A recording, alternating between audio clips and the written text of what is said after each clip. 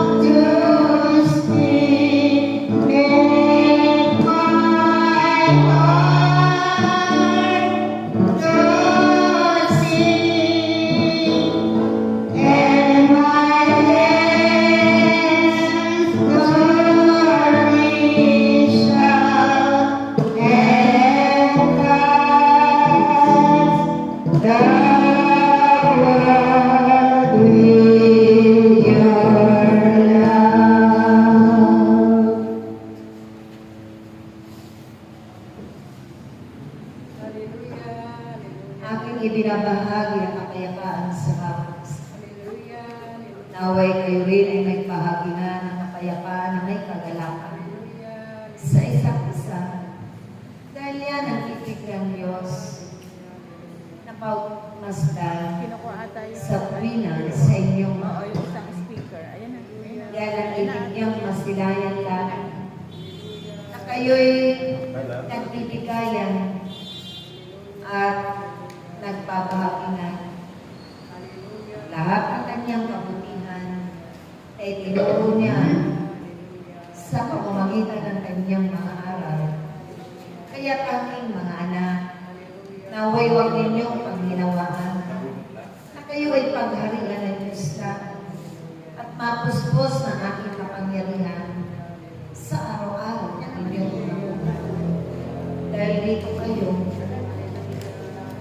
magiging karapat-dapat sa Kanya.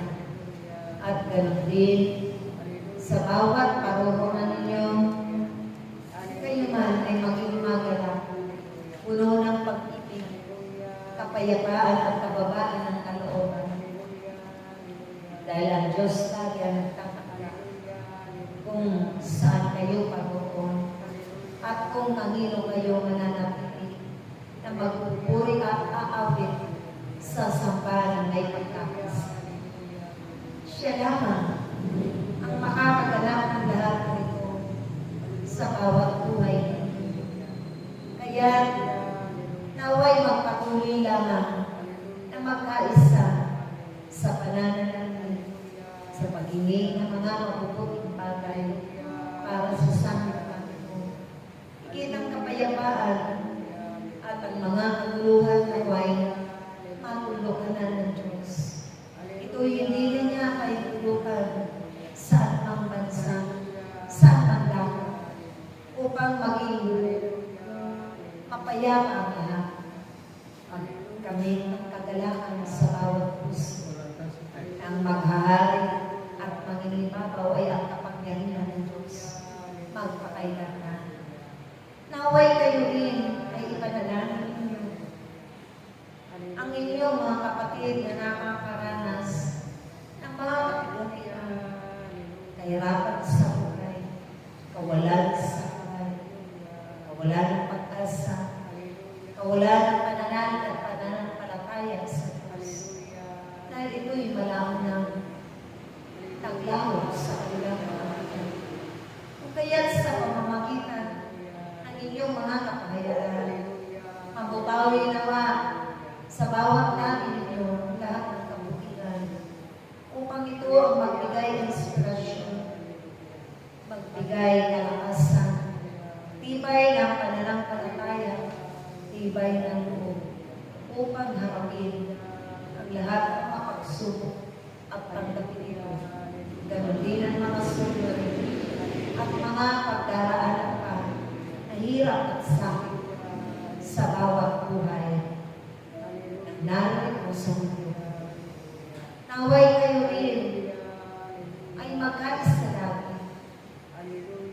Magkaisa sa pananalangin at ganoon din sa mga hangarin ng mabubuti para sa kapwa ninyo na hindi ninyo panghihinawaan magpakailanman habang kayo'y may buhay pa at naglalakbay sa mundo ibabaw. Naway ang aking paghahari at ang aking kapuspusan ang siyang makaakit sa bawat kalooban na inyong kakausapin mga kapatid at kapatid upang sila man ay maidala ninyo sa banal na harapan at upang sila rin ay makamit ang biyaya ng bagong buhay na nagmumula sa Diyos. Ama, makapangyarihan sa Diyos. Naway ang lahat ng ito ay inyong gawin hanggang sa walang hanggang ng inyong mga buhay. Na narito kami kasama ninyong naglalakbay at nangunguna gabay at patnubay ng bawat isa sa bawat